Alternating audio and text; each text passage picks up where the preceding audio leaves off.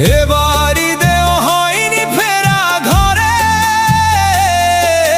প্রিয়জন ছাড়া ঈদ কাটে মোর একলা অচিনপুরে। নিঃসঙ্গতা কুরে কুরে খায় তবুও মুখে হাসি, আমি যে প্রবাসী, আমি